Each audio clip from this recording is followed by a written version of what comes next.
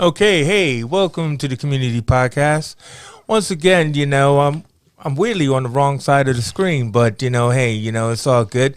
We're alone on the weekend. It's Boxing Day, but I'm joined by once again James Diboe and celebrating his season 4 of Discovering coming back and everything. But we're also joined by a special guest that usually has appeared on James's show.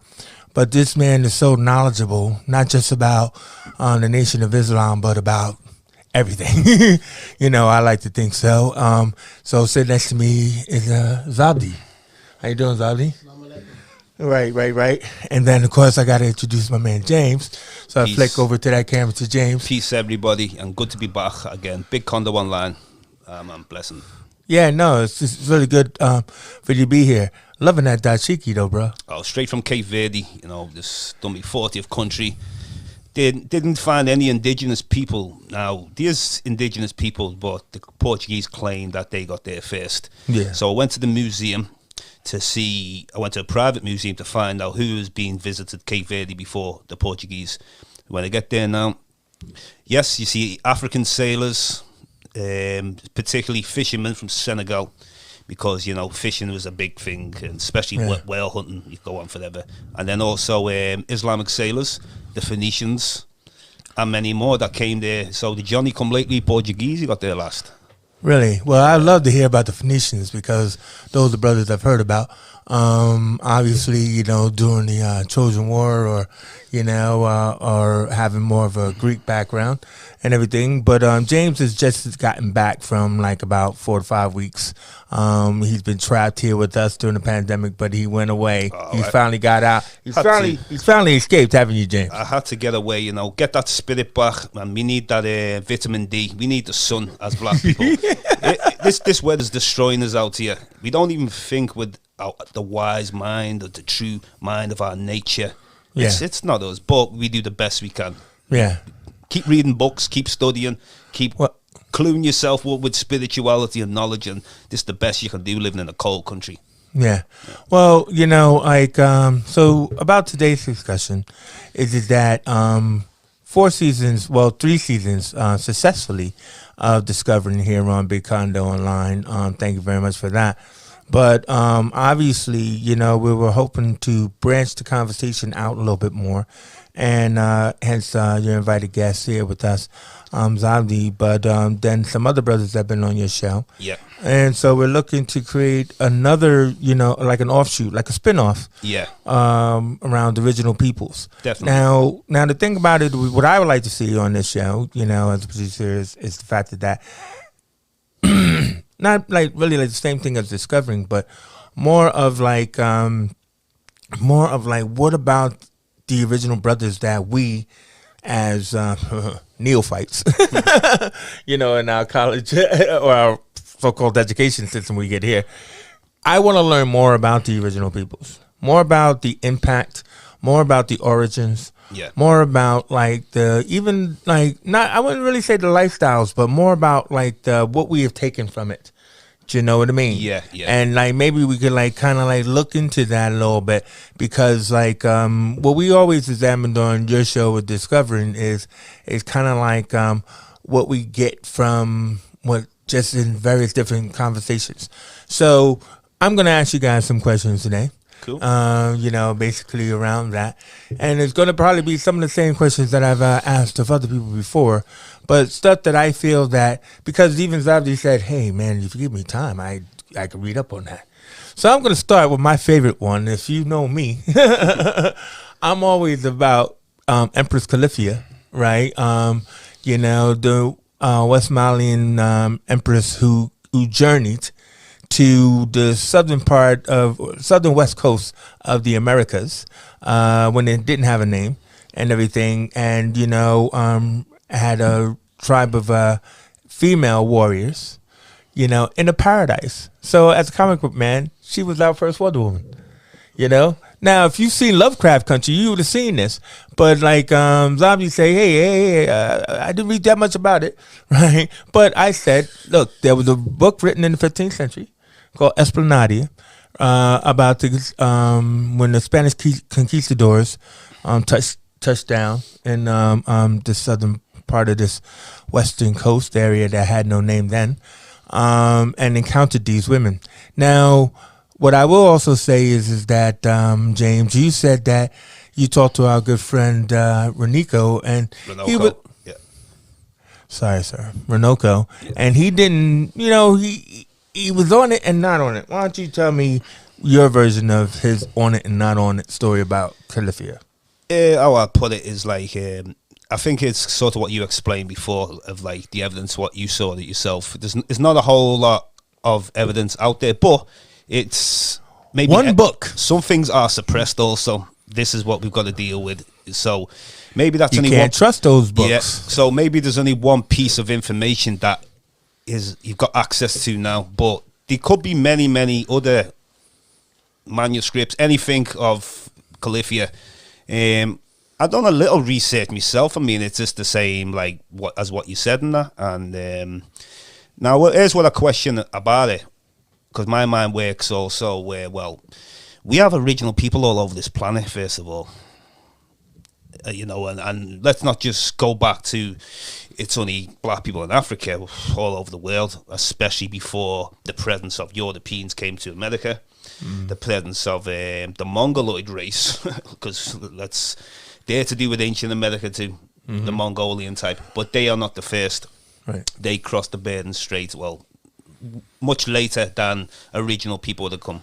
And then look at there's many different migrations of black people going to America in ancient time also.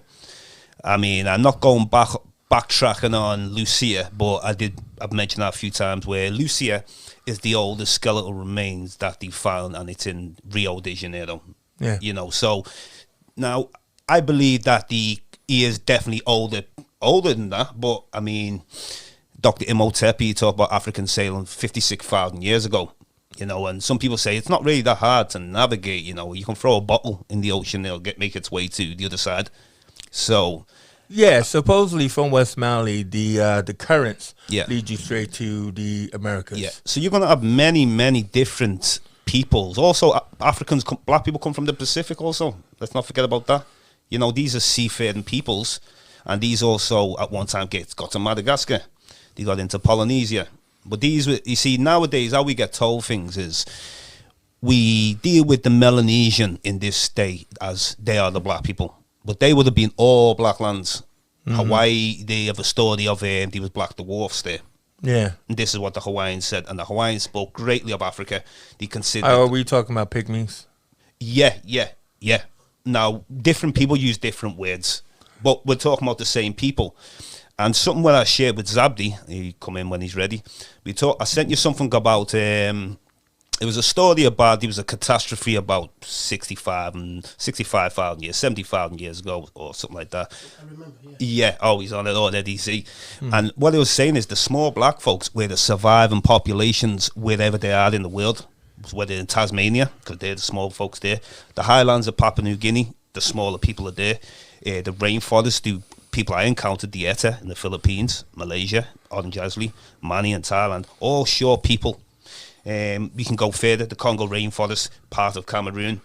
And well, wait a minute. Before you move on to that, let's just hit this story because it seems like it's new for you, as it's new for me. So what was it that you were talking about? so, you know, when we were talking about when we found the smallest black folks Yes, I remember well. and the surviving populations from a catastrophes Yeah, that happened. and every year there was like a festival. That's right, festivals. Yeah, Yeah, festival, yeah. definitely. I remember it. But it was your story, but I remember. But I we- remember the story. Though. But it was All right. interesting because we connected straight away on it. Okay. And we're like, you've got to question yourself as well, like about, you know, the genetics of the small peoples. People are talking about them even in ancient England, even. And just because someone wants to use the word dwarf, it's just small peoples. That's all it basically is, Yeah. isn't it?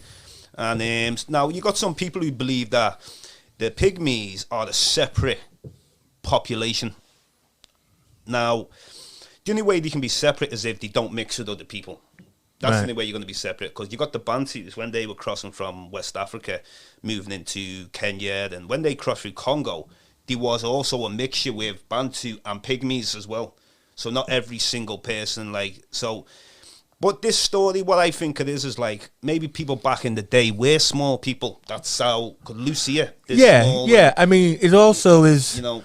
It also is like climate, right? So where different people are, you know, it affects them physically, generationally. Yeah. So, you know, hence why you had the Caucasian or the Caucasoid turning like lighter skin than the ones who were like raised in the desert. You know what I mean? Yeah. And stuff like that. But, you know, so yeah, you had that. But all right, go ahead. Yeah, so I know what you're saying. I mean, I'm just trying to look at the oldest peoples that they seem to find around the world. And have you ever heard the story? There's one in Indonesia, and everyone has their own creation stories. Something about a hobbit. Oh well, Tolkien and the Lord of the Rings. Oh, could have been. See, I'm not big on movies, though. But it's a book. Okay, yeah. But what I mean is anyway, the Hobbit anyway. It's like a story of like this little monster used to come out at night time and snatch people up, and like it's like a. You could the Hobbit wasn't a monster. No, I'm talking about something in Indonesia that existed.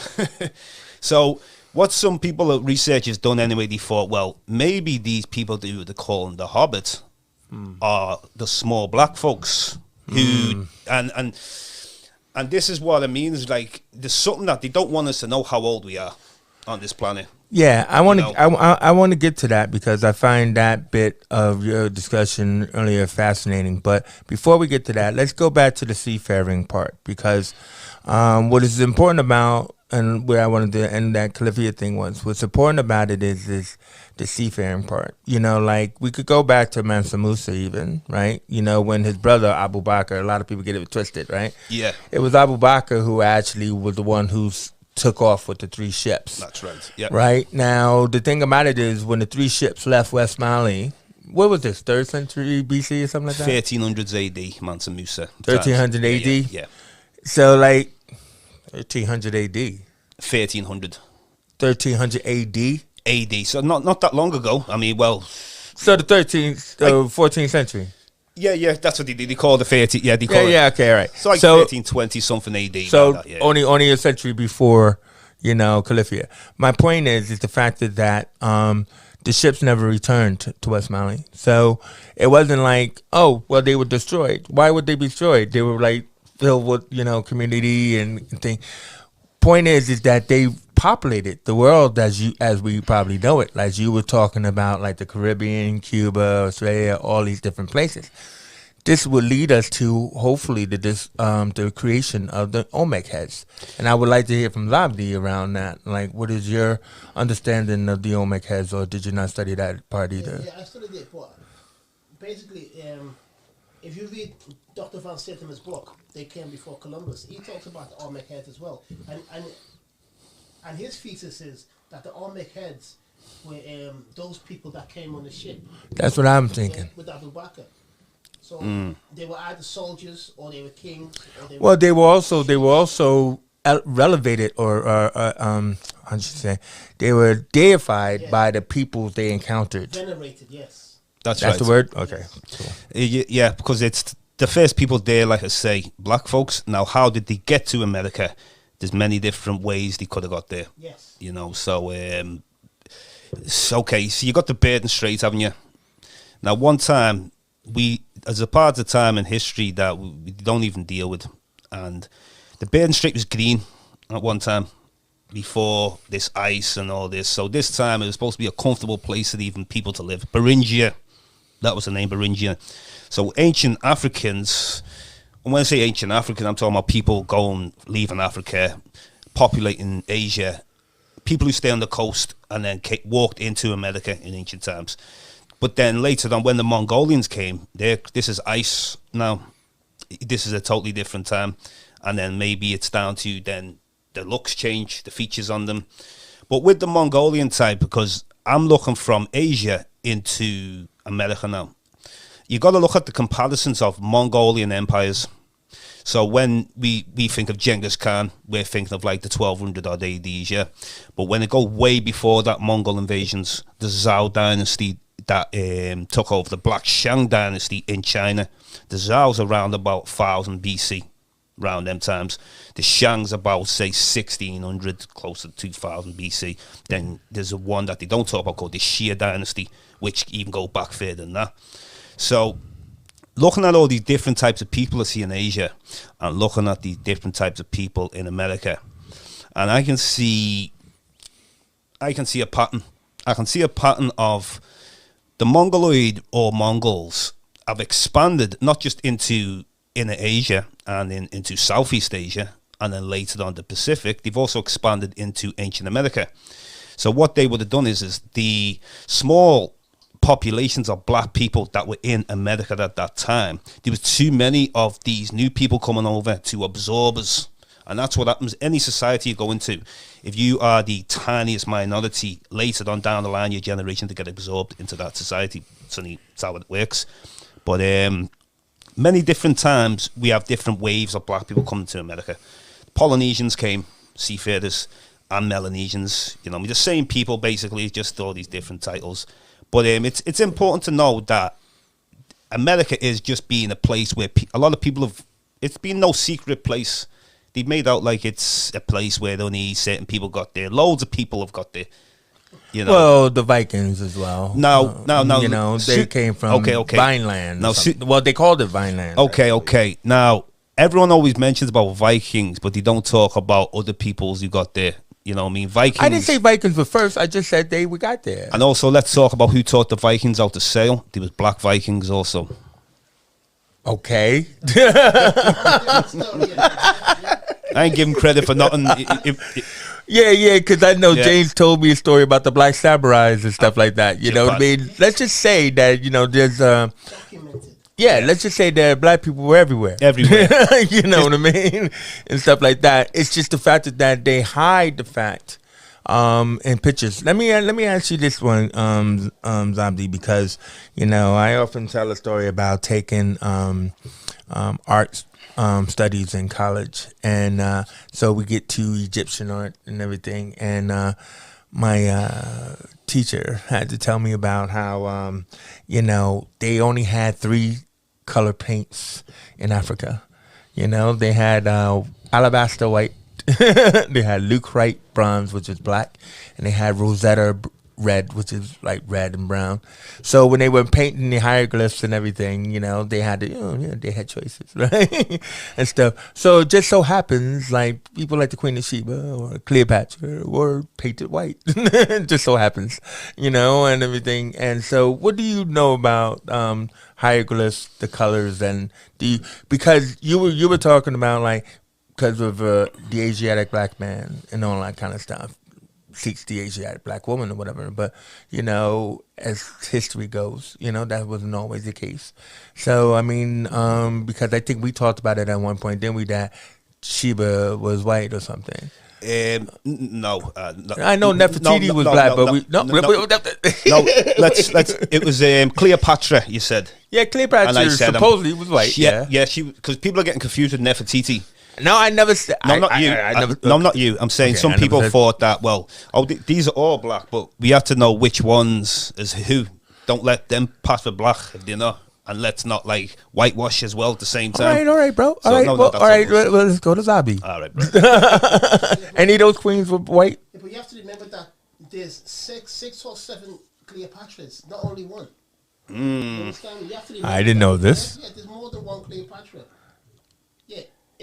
It's like Elizabeth. There's only more than one Mark Anthony as well? No. There's one Mark Anthony, but no Cleopatra. It's a common name at that time, so there's more than one. I guess it would be, yeah. There's more than one King James, more than one Queen Elizabeth, more than one... That's true, yeah. Okay. So people have to remember that as well. Okay. Because if you don't know that, you can get confused. I am confused now. But I mean, let's go back to the colors and artwork and stuff like that, and the depiction of... You know, because they would like to try to hide that our African kings. If you go down today to the British Museum, you can see many sarcophagi, and they got different colors on them. They got blue. Mostly they're gold. But if you look in the inlay, when you open it, inside it's got blue, they got black, they got green, they got red, they got every color under the rainbow. Right. So when they're saying they've only got 3 colors, that's a lie. Listen, this woman was stupid, but I'm just trying to say she was trying to say she was trying to back up the movies. Yes. She was trying to back up, like, you know, how Egyptians automatically were just white with tans and everything, and they weren't, you know, Charlton Heston, you know, they weren't black and everything. Yeah, exactly. Yeah. That's what she was really trying to say. But what I was trying to ask you was, like, where is the facts in that equation? Because I see a lot. Because what happens is, okay, let me ask you about this then. Napoleon. Do you know about Napoleon's invasion of Luxor? Yes. Right. So, like, exactly. But, well, not well documented. It is documented, hidden documented, but it's not in any movie. So when he was there trapped for 10 years with a tail between his legs, is that he invaded the temples and he desecrated the hieroglyphs, the statues, and basically what all the kings are, you know, black, Sphinx, right? Well, yeah, the Sphinx as well. But so he cut off the noses. You know, he didn't like the noses, right? Cut off the noses, you know, tried to, like, hide the hair. They did these splotches onto the artwork. And maybe they were the ones who painted the women white. But either way you look at it, what is your version of his desecration of Luxor? Yeah, in Napoleon, he was an emperor. So and also, you have to remember his role in the Haitian Revolution. Because while he was emperor, Haiti, it got free. Can you hear me? Yeah. Yeah. So yeah. While he was emperor, Haiti got free. So in Napoleon, he was an open racist. Yeah. And an open imperialist. And an open colonizer. Yeah. And slave owner, slave master. Yeah. You understand me? But at the same time, in Napoleon, he knew the truth. You understand me? So he knew what was going on. Because you have to ask yourself, why would the French emperor want to go all the way into Egypt? Like, of course. What business have you got in Egypt? Well, he was trapped. Yes, he was, but he went there of his own volition. Well, originally. Yeah. I mean, he was fighting the Hawthorne. Yes. Right, and he thought, well, if we go this way, which was the wrong way, and everything, and Hawthorne kicked his ass and everything, and left him alive. So basically, he went in to colonize because got no fucking choice. Yes. Excuse my language.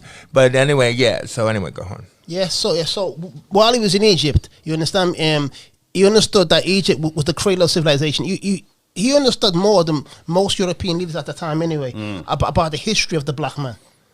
He understood more. So, but didn't like it. He didn't like it because at that time they were trying to promote, like, the white man as a Christ-like figure, basically as God. Yeah, Jesus. Really, at that time? Yes, at that time. I mean, they did face off Muslims, though, didn't they? They did face off Arab warriors, didn't they? You know, because I remember there was a movie about that, you know, and everything. They faced off in Mamelukes, yeah. Mamelukes. Yeah. Mamelukes or Mamelukes? Mamelukes. Yeah. They lost, though, didn't they? Who lost, the Mamelukes or the French? No, the French. Yeah, in war, you win some battles. All right, but you know what I'm saying. It's like, I hate these boys. So in the end, you have to retreat. But while he was in Egypt, and you have to remember, while he was in Egypt, he took with him back to France a lot of material, a lot of artifacts. Oh, yeah. Stole it. A lot, yes. Of course he stole it, a lot. They looted a lot. Yes. A lot. So, because people think he just went there and damaged stuff, but he took a lot with him. He was there 10 years, bro. Yes, he was there for a long time. Now, he likes to think that, hey, look, we built a college. You know what I mean? Like, we gave you guys something and stuff like that, but he took more than he gave back. Of course he did, but how come this is not in the movie? Of course it's not in the movie. Well, movies, it's even like... Because they write the history. Yeah. Even like... Right. Egypt's one thing where they whitewash, but whether you've made movies about Ethiopia or whether you call it Abyssinia and you've had like a white man as a king, it's... that's ridiculous. It's just like... Where are they going to do that to next? Do you know what I mean? But they couldn't pull that one in Nigeria. Do you know what I mean? They try. What do? They try and lighten the person. I wouldn't put it past them. But, you know what I mean? Yeah. They have to find a story to tell. I wouldn't put it past them. But it seemed, I don't know, it's like, because like, you know, with Ethiopia, it's got that connection with, well, Menelik and, you know, going back. Yeah. Semitic people because in Ethiopia, like, and some people don't like to hear it, but basically... You've got problems. I don't want to go into the problems in Ethiopia, but basically, who are the ruling class? Well, So what I want to go with that is I'll always see this everywhere I go, and it will be the Semitic mix, or when I say Semitic, it could even be the Italian mix with some of them. Do you know what I'm saying? And this is why I like with Ethiopia, the people who are the indigenous people, Oromo and these types of people, they're not like the ruling class. yeah. Do you know what I'm saying? Remember that we watched when I sent you something about it was a black lady who does the program where she goes around Africa, she goes to Sudan, she goes to Ethiopia and Egypt, and we were asking about the white Christ. Yes. Yeah, and it didn't seem like he had a problem with it really. The white Christ. He said that. Well, you probably thought, hey, you got a camera in my face, so. Yeah. Yeah. Could I sent you there? I remember, what did you think of it? And the girl was asking what colour is Christ, and he was saying that Christ is white. He's Jewish. This was a priest in Ethiopia, And I was confused. a high priest, No. and he was saying Christ is white, and she was saying to him, but in Ethiopia he's portrayed as a black man, and the priest was saying, well, because people in Ethiopia are black, so they want to see Christ in their image, but really we know he's white. That guy got paid. Let's talk very about strange. Ethiopia. Let's talk about Ethiopia. It's very strange. Let's Yeah. talk about Ethiopia because, like, we had our brother, Waldo on here, right? And everything, who gave a very good treatise on the Ark of the Covenant. Errol. Yeah, well, he calls himself Waldo. Oh yeah, of course. Yeah, yeah. he's right. Yeah. But so have you heard of the story about the Ark of the Covenant? Yes, man. Yeah. I've heard about it a lot, man. Now, so like the thing about it is, I was blown away by the story because when we watch these movies, see, I'm American. I keep saying it, it's true. But when I watch these movies, it's because I've been so conditioned, Yeah. pounded into my head about Charlton Heston. And, Max von Sydow, the real Christ. But, like, the whole deal about it is the fact that whenever they do the movies, yeah, they say we're in Egypt, right? As if Egypt's not in Africa. I will ask any American, where's Egypt? And they'll probably tell you it's Egypt. What are you talking about? Not many will say Africa, right? Because it's not in our mindset to know that Egypt's in Africa. Yeah. So, when they doing the stories, especially the Christ stories or the covenant stories, whatever, and stuff like that, it would surprise me when Errol kept saying that this was Ethiopia, or you just said Abyssinia. And I'm just kind of like, what the fuck? Because when we think of Ethiopia, we think of pygmies, or, we think of something less than. I'm talking about as Americans. I'm not talking about. Okay. All right, man. Don't get insulted, bro. No. Don't worry about it. Don't worry about it. Yeah, I'm just saying. Yeah. So it was a conscious reasoning thing to find out that, so when they took the covenant from the Mount Sinai, whatever, and they took it to Ethiopia to be on the other mount. Tell me the story, because you'll probably have it right. Okay, so if you read the Holy Quran, it teaches you about the Ark of the Covenant. So what we believe is that the Ark of the Covenant was at the death of Moses, at the death of Musa, it was taken by angels into what's called Africa, into what's called Ethiopia today. And today it sits in a church called Our Lady of Zion. So it's there under God. Mm-hmm.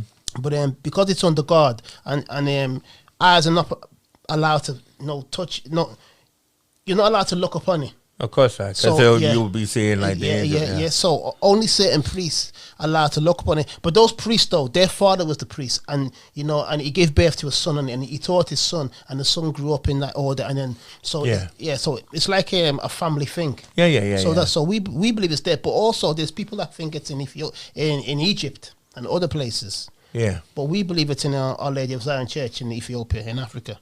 Yeah, but I mean, but Ethiopia was this strong place of these stories, and should I say Christianity or whatever, and even before Christianity, because if you look at the Book of Numbers, Moses, he married in Ethiopia. Yeah. Ishmael married in Ethiopia. Abraham married in Ethiopia. Were they black?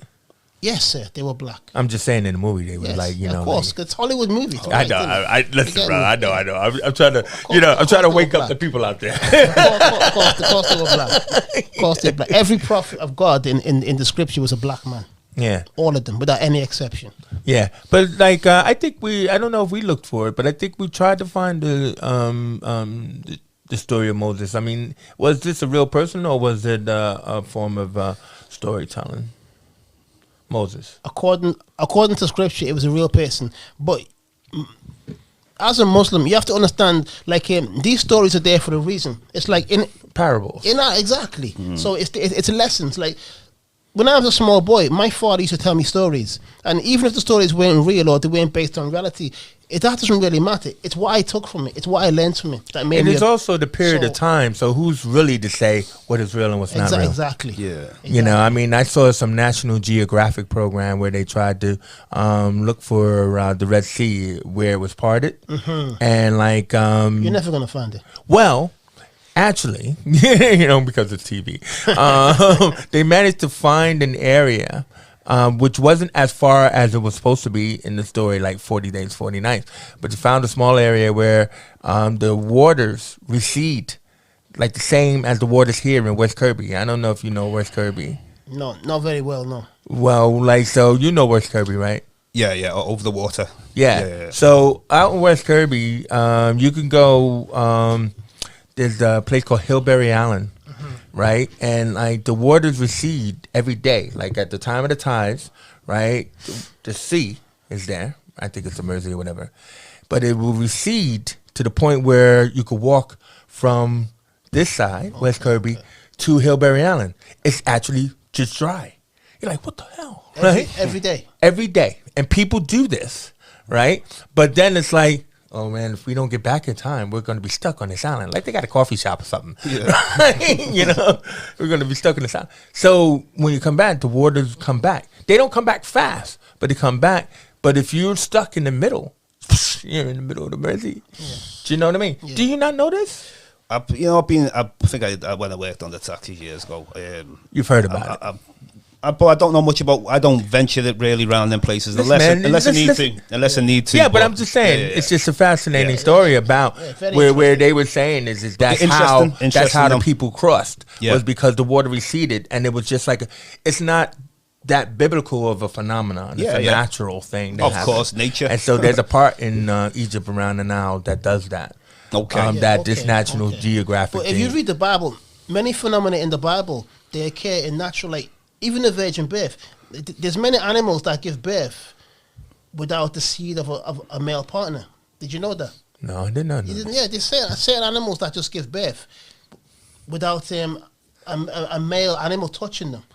And even in the plant world, there's certain plants that just produce plants without a seed. So... But I'm not saying that. I don't want to go that far into the Jesus story and the Immaculate Conception. I know that, but all I'm saying, I think it was something else going on. But I know, but that's a whole different. Yeah, that's what I'm saying. I'm just saying that many stories in the Bible, you know, of the river turning to blood, of a plague of locusts. Many stories they happen in nature as well. Oh, you're talking about the plagues? Yeah. Well, no, this is true. Yeah. So that's what I'm saying. Yeah, that's right. Yeah. I mean, you know, either way, it's like these are like fascinating like moments and stuff. You know, and I'm trying to get back to because I know I said I wanted to get back to something, you know, that you guys would talk. Oh, time. This was a fascinating discussion you guys had earlier because what is your feeling around daylight savings time? Well, go on. No, I'm asking you this, Zabdi. What you feeling about daylight savings? No, okay. What I mean, you know what I mean, though, right? Yeah, I know. It's that like I mean, like it's from New York. We're 5 hours ahead of New York, 8 hours ahead of California, and everything like that. So somebody was saying, "Well, can I play the numbers?" Like if I told somebody what the numbers is, and then would I be able to travel back in time and let them know that number? It don't work like that. I know. It don't work like that. I know it doesn't. But no, what I was just trying to say about, I agree with you when you said that time is man-made. Yes.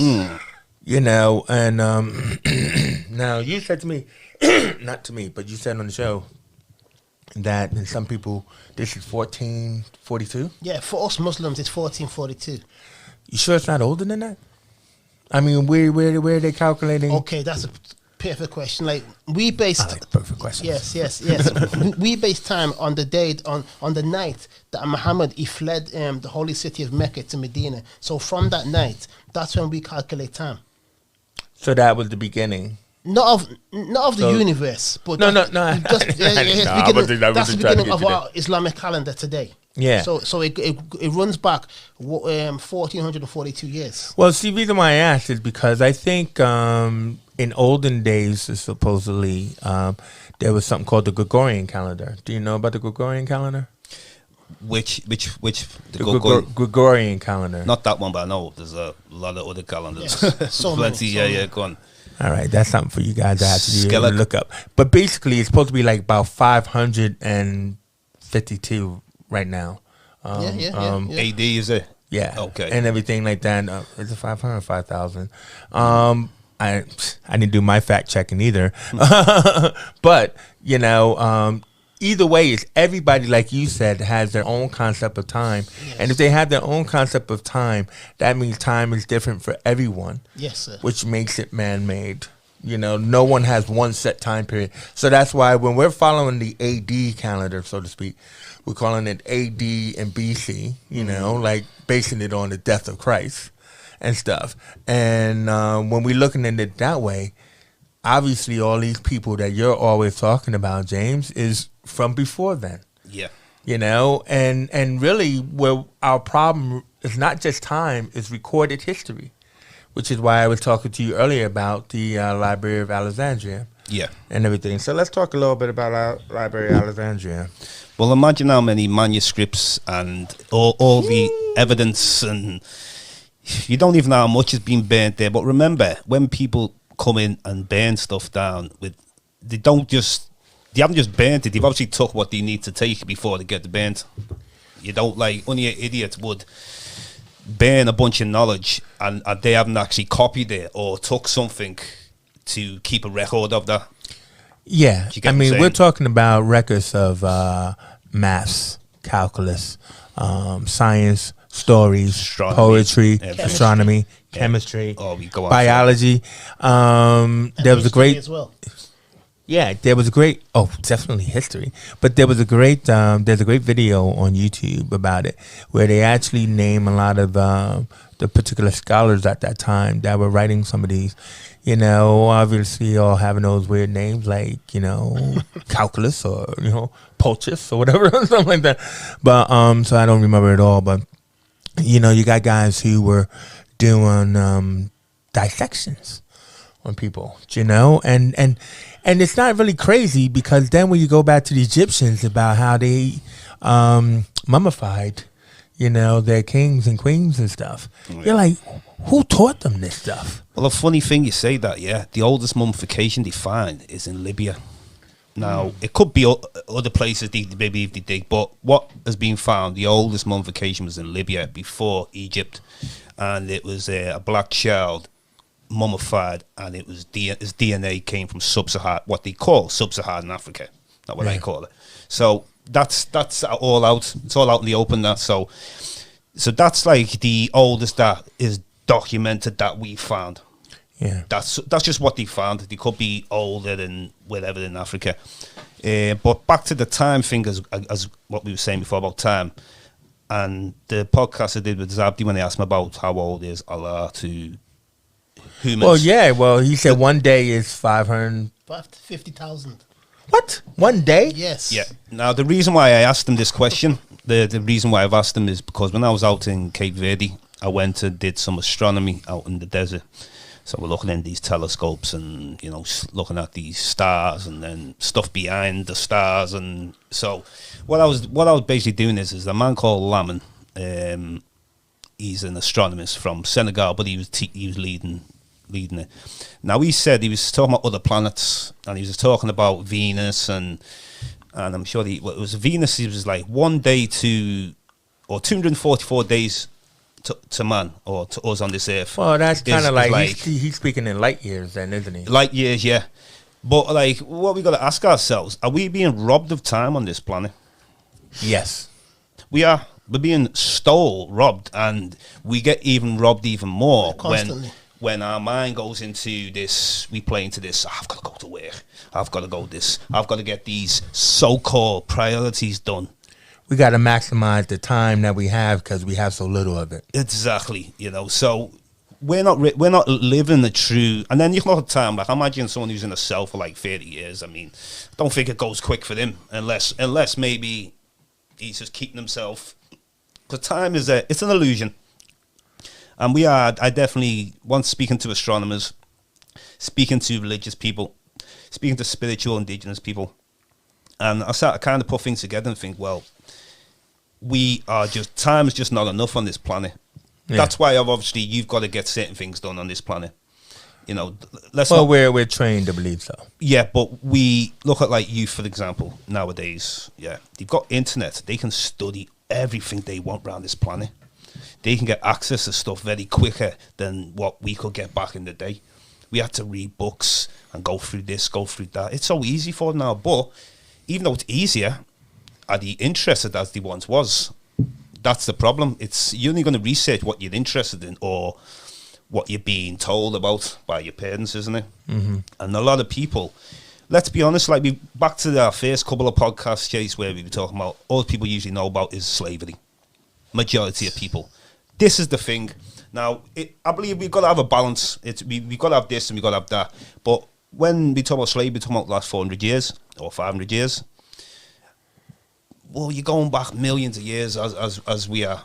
And what has happened during those millions of years up until slavery is just too much history. Trillions of years, you know. Like I say, like we said before, let's not even give a date. Yeah. You know, that's a smart answer. We don't know how far we go back. Yeah, so...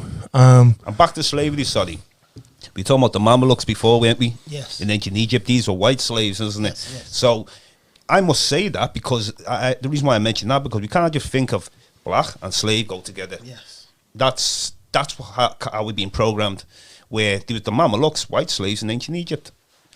Yeah, well, also, too, I mean, you know, John Punch, you know, first slave bought by a black man, John a man, whatever, and stuff like that. So also on the plantations were Dutch, Norwegians, French. So it wasn't just a bunch of black people singing Negro spiritual songs and picking cotton. It was a bunch of like white people on there too, dying in the sun, you know. But we never saw that on Roots. Sorry, we never did. Never. So either way, it's one of the last topics I want to hit is like when you talked about Pangaea, right? Because I'm fascinated by this as well. You know, actually, I'm fascinated by a little bit by cartography.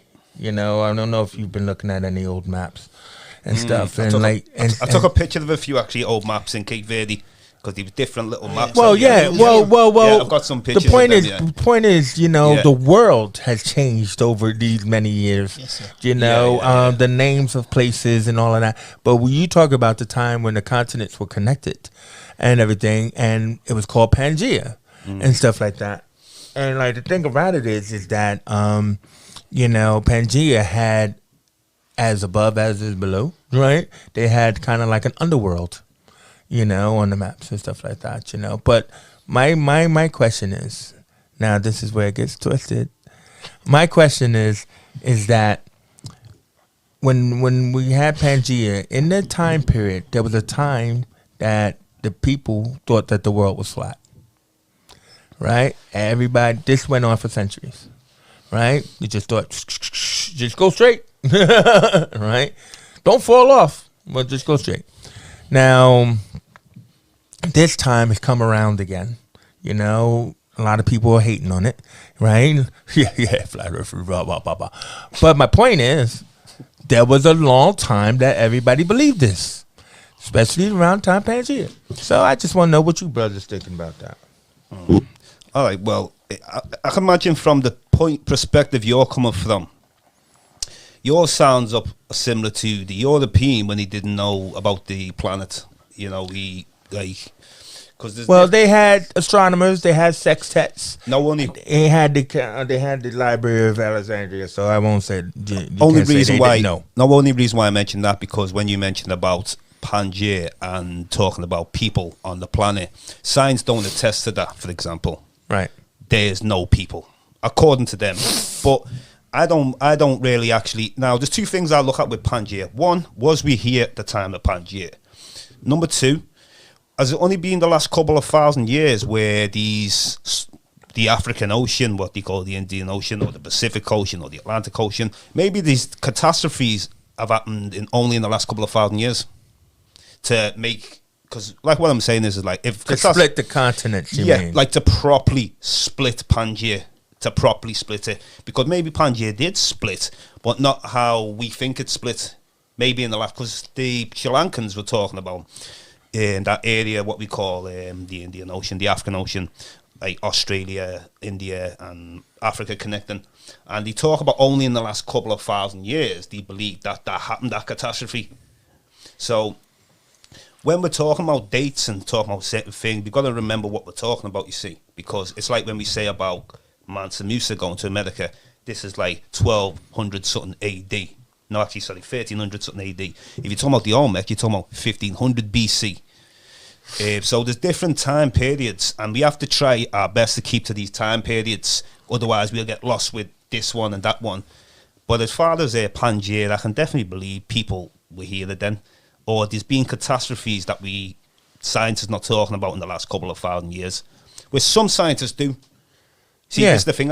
It's not about science. I'm not blaming science for nothing. It's the person who's doing it and the person who's dictating it, and saying what something represents. Nothing wrong with science. Well, I think you have to realize we've always used science. I think you have to realize that the word science is a word that was created by the Catholic Church. And like for anybody who knows that the Catholic Church created a college for Jesuits to actually create science and to create the Big Bang Theory. You heard about this? Yeah, well, I heard about it. Yeah. So like their whole concept was you need to create this theoretical thing where there was a bang and it created the universe, and the universe was created, but you don't know what the source of the bang is. By accident. Well, not by accident. not to us, but so there has to be a trigger to the bang. Yeah. And that is God. So that's what I believe about science. But anyway, go ahead. What do you believe about Beringia? I'm just trying to say, man, it's manufactured, bro. Science. No, it's interesting. It's well, they did do it. It's theories and opinions and views, isn't it? Yeah, of course. So that's what it is. But if you're saying that the Catholic Church invented the Big Bang Theory, you don't think so? Where does the thingy fit in the creation story? Where does that fit in? Well, the creation is the fact that it's the 7 first days. spark. Okay. Well, see, the 7 days is so that way, again, time being manufactured. It's not really 7 days. We all know that it's not really 7 days. We know that the 7 days are like 7 millennia or 7 eras. Do you know what I mean? For life to come out of the sea, for it to grow into mammals, for it to become man, and all that. But let's simplify this and just call it 7 days. Okay. Right? But the creation theory is the fact that the spark of the universe is God. So God created the universe, or created the planets, created everything, and then let there be light and everything. And then 7 days later, we have what we have as mankind. So if we can go back to let there be light, when God said let there be light, what language was God speaking? This is Zabdi. Good question. Right? No, it's not a good question. Because it's scripture. So it's in the scripture. So whatever who wrote the scripture, like you just said, I think you said something about like the Bible, the original text was in Aramaic. Right? It's not in English. That's King James's version. So like when you say what language it was like whatever word it was, let there be light was kind of like, the light of the universe. Doesn't that make sense? I can't say that. Yes, in English, let there be light. Luminescence. Well, translations and copies, like, we were going back to that, isn't it? It's like, for example, I've got a Quran in mind, but I don't speak Arabic. Zabdi speaks both, so we'll understand it totally different. Yeah, but you know about Aramaic and everything like that. Yeah, of course. So, I mean, like, I don't know what they said in their Genesis story. Because as you said, there's so many different versions by so many different people and everything. But the creation is it's still the same. That the church still sponsored the Jesuits to still come up with the theory. And they, of course, didn't want it to be tied to them because it's like, yeah. So science and what is it called? Like, it's not like science and magic, but you know, it was always separate things, so that way it can't be that we actually did this. Yeah, well, it's funny. You know? It's funny you say that about the separation, because they always put this separation on everything. You know, where like really like if you, like, I'm open-minded scientists. That's the ones I'm trying to look out for. And there's few of them. They don't not many of them around mainstream or nothing like that. But the ones who, like you said before about the God particle. Oh yeah, the God particle. Now we're back to science. Yeah. Yeah. So Exactly. you know, so We never left. yeah. We never left science. No, because like I mean, it's people's different understanding of what maybe science is. Maybe how they're using science is not the right way. True. You know, ancient Africans could make science and spirituality go hand to hand. When I say hand to hand, through the physical and the spiritual, I'm talking about the physical and spiritual is a connection anyway. Yeah. You know, Yeah. It's balance. it's balance. Yeah. It is. We need both, especially on we're here. But science, ancient Africans understood science completely different to how science could never be God. It can't be God. It's silly if you do think that, but today, isn't it? You know, Darwin. Well, wouldn't it be man's understanding of God, maybe? Understanding man's understanding of science. trying to understand the forces of nature. Well, I didn't say we could understand it. I said trying to understand it. It's an attempt to try and to understand the force of nature. It's like Akhenaten, an attempt to try and bring the one God force back. An attempt, whether you're successful or you're unsuccessful, it's an attempt. You know. Okay. All right. So last thing I'm going to say, because Abdi's itching in the chair. I want to go to the sacred feminine that you guys are talking about. Because like what you didn't explain, because I mean, I know, listen, you know, the black woman is God, I get it. But what you didn't explain, which was an interesting Egyptian thought around it, is have you ever heard of the goddess Nut? Yeah, of course. Yeah. Yeah. Sky. Exactly. Well, have you ever seen the depiction of the goddess Nut? Yes, so, yeah. so she lays over the planet. She Not the cow goddess, you know. No, that's Ptah. That's Hamut. Right. Yeah, No, Nut is sky. Sky, yeah. And you have sky, then you have some earth, don't you? Yeah, but I'm only talking about sky. Sky, because yeah. She's the goddess feminine that lays over the earth, right? You know, everything, because she represents night. Night, yeah. And everything. So in her drawings, like in the Egyptian drawings and everything. So like when you talk about like Mother Earth or the sacred feminine and everything like that, you know, like I was thinking, oh yeah, first thing came to my mind was Nut and everything, you know, and how she's there, like as you were trying to say, you know, providing, nurturing, giving, you know, all of those kind of things. Yeah. And everything. So, you know, what do you think about Nut? Yeah, man. But just to clarify, we believe that the black woman is not God, but she's what they call the second self of God. Yeah. Okay. Yeah. Okay. So, but in relation to the sky goddess Nut, if you look at the depiction, she's black woman with black hair. I think so. Yes, man, with black hair, and she has if you look into her body, it's full of stars and constellations and planetary bodies. So even that, that indicates the sky and you know, the night sky and the universe itself. Well, the reason why I also thought about it was because you mentioned when you were talking about it, you mentioned the Big Bang Theory. Because the Big Bang Theory is kind of like birthing of the universe. Yes, sir. So if she is kind of like the universe itself, Yes. right, it's birthing out of her life, Itself, which is what we yes. have is like, you know, it's not a creation myth. It's like the form of what women do when they have babies and births and stuff like that. So it comes out of her. Energy. Yes. You know. Yeah, of course. It is. Yeah. Yeah, it is. Yeah, man. See, you know what? You know, Interesting. I know my stuff. Good. So listen, I just want to say before anybody says anything negative out there, right? I can say that these are opinions, right? But I like to think that my opinion comes from what I read. Now, if you say you read too much, Chase, that's your opinion, right?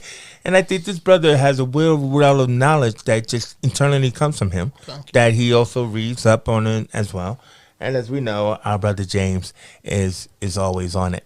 So hopefully you enjoyed this as a different conversation and everything. I definitely have, and stuff like that. I'm always fascinated when this government comes back, and it will be back, and hopefully this new form of original peoples. James will be bringing in, actual panel guests to joining him. But this kind of conversation, that's what I'm thinking that we should be having, because I think we went a little bit more in depth. Well, if I can say something about me brethren, Zabdi. Brethren. Yeah, these be people, we go way back, you know what I'm saying, anyway. And when we get into that talks back and forth, me and Zabdi, we can go, so what do we say, how deep does the rabbit hole go? Exactly. There's no beyond with us. I mean, just to touch a little bit on the surface, what we were talking about last time about projecting your thoughts around the planet. An example I use when I met the chief in Fiji, and I was saying, well, I'm having these spiritual kind of thoughts that I'm going to meet someone of importance. And then when I got there, it was like the whole thing was pre-planned.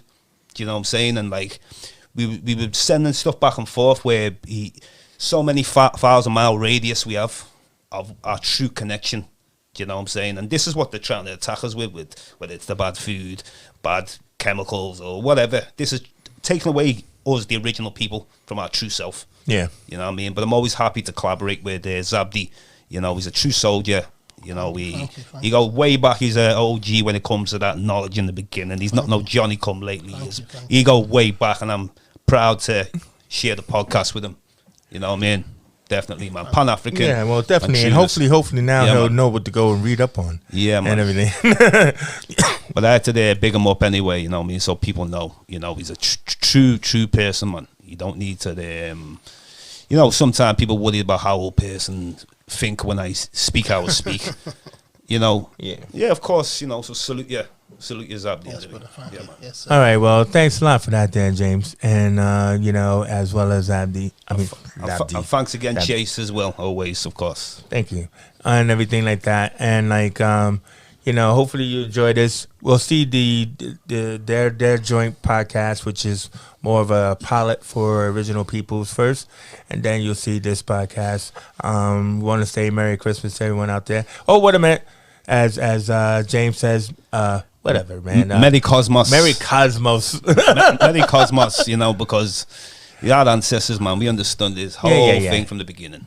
Well, as a black African, as American, I would just say Happy Kwanzaa. All right, either way we go. We out of here.